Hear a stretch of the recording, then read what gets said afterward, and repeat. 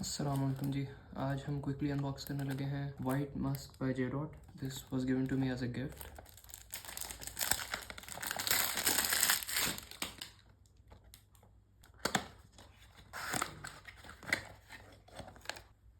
Simple सी अच्छी सी बॉटल है।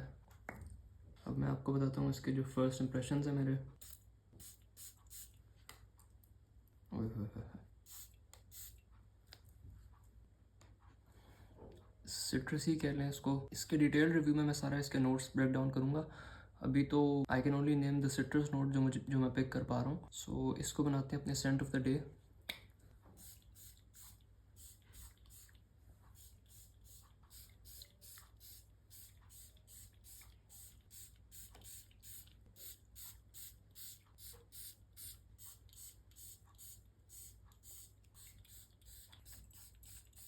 So see you in the next video. Assalamu alaikum.